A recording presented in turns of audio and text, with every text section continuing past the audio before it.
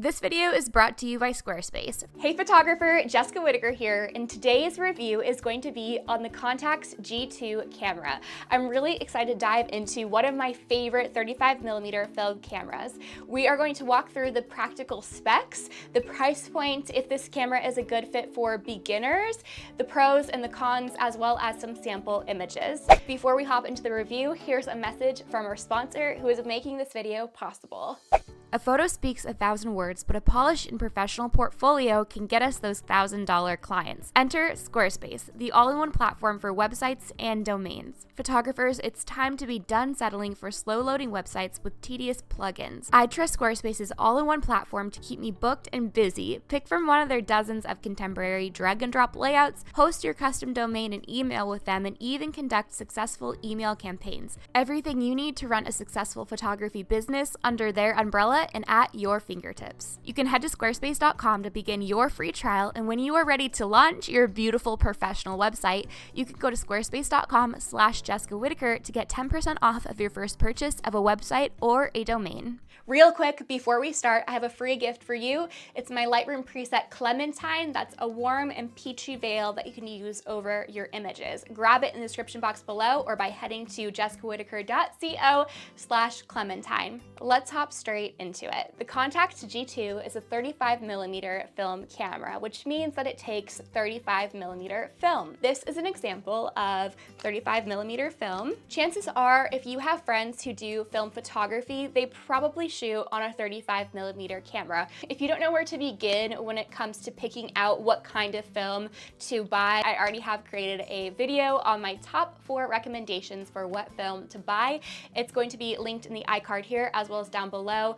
All of the videos are in the Film Photography Made Easy playlist that's linked below. Let's get the lenses out of the way. I have 2 lenses that go along with this camera. I have a 28mm 2.8, which is attached to the camera right now, and I also have a 40mm 2.0. The 40mm I use mostly for portraits, and I don't reach for it that often. The 28mm is what I generally have on the camera most often. We're gonna go over some of the most practical specs. Now, if you want a full list and all of the technical details, then I'm going to have this camera listing linked down below where you can read up for yourself. And a huge part of my videos is that I'm trying to bring this to you in the most practical sense. So we're not going to go overboard on all of the spec information. I just want to give you a quick rundown, and then from there you could research and gauge for yourself if this camera would suit you, your lifestyle, your photography, and your photography business. The focusing on the Contax G2 is fantastic. Whether you're gonna go in manual or auto, it is so sharp, it's really tight, it's fantastic. Like, there's really no reason for you to even shoot in manual unless you want to, because the auto option is so good. It nails it almost every single time. Now, there are 3 settings that you can put your focus into. You have continual autofocus, you have single autofocus, and you also have manual focus. It's easy to adjust using this knob on the back of the camera. I typically have it on continual autofocus. Loading and unloading the film is very, very easy. It's all automatic. All you have to do is pop the film into the camera and it will automatically wind it up. And once you've shot through the film, it will unwind it for you. I've already done a behind the scenes video using the Contax G2. If you want to see this camera in action, that video will be linked down below in the Film Photography Made Easy playlist, as well as in an iCard on the screen. Now, I originally upgraded my Minolta X370 camera, which is fully manual, to the Contax G2, and I'll talk a bit about that later on in this video. But the Minolta X370, you have to manually load and unload the film. Here's the back of the Minolta. It looks pretty similar, but look at when I close it, you don't hear that same sound, do you? Now, I do think it's really, really important for anyone starting out in film to use a manual film camera, because you're gonna learn more of the ins and outs of operating a camera in fully manual mode and also mastering the settings.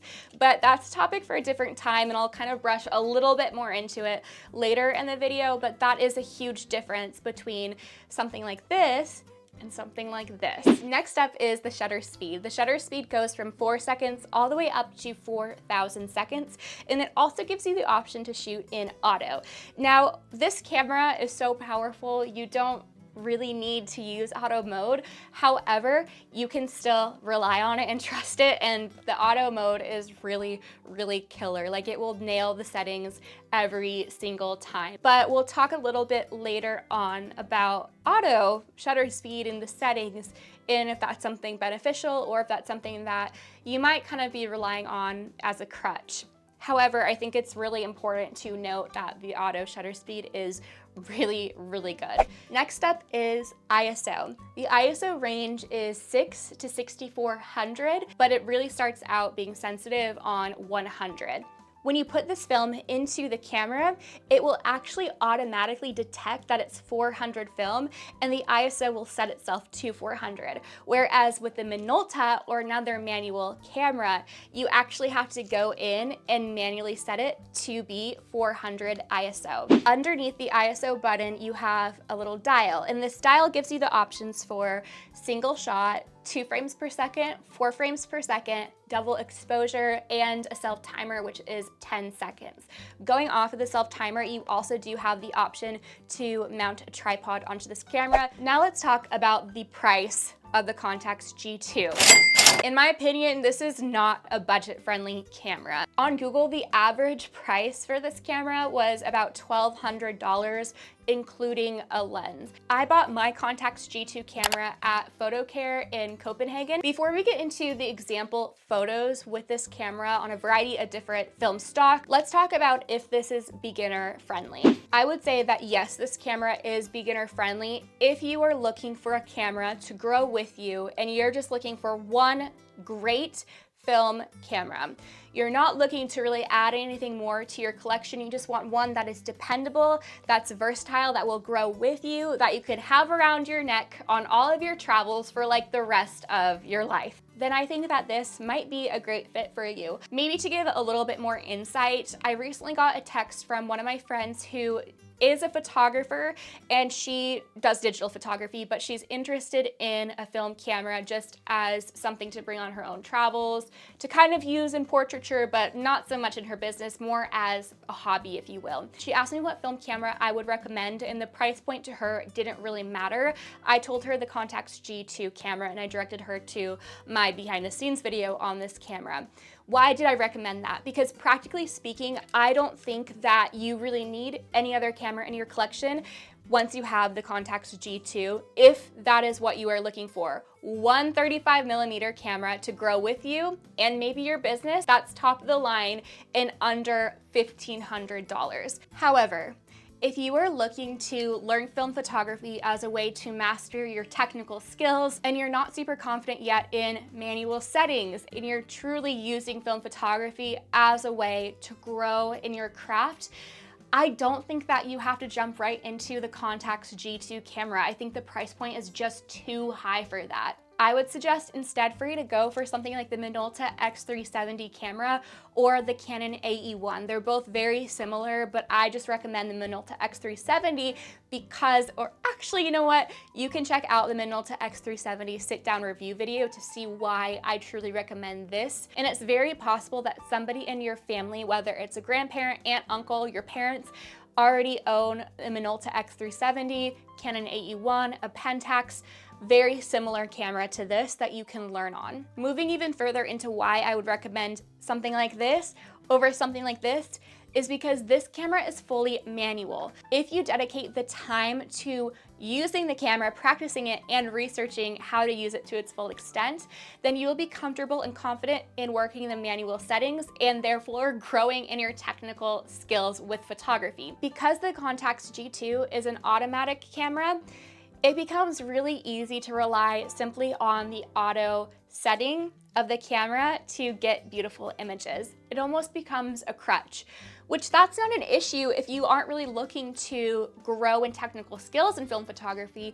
If you want to just use film photography for your own memories, maybe you love just the look and the feel of film, even posting on Instagram, there's nothing wrong with that. Nothing wrong with that, seriously. Utilize this camera for what you want to do with it. However, if you are looking to grow in those technical skills and you do think that the auto could be a crutch for you, I would recommend something like the Minolta. Also, the price point on this camera is about $40 versus a $1,200 price point. It also gives you that wiggle room to decide if you truly want to pursue film photography. This was my first camera that I learned how to shoot on film with and that I used for 2 years until I upgraded in Copenhagen to the Contax G2 camera, which I share about in the minolta review. Take that information overload and do with it what you will. Hopefully it will kind of give you an idea to gauge if the G2, you're ready for it, if you want it, or if you want to go with something a little bit more affordable, actually significantly more affordable, like a minolta. Lastly, let's get into some example photos with the Contax G2 camera.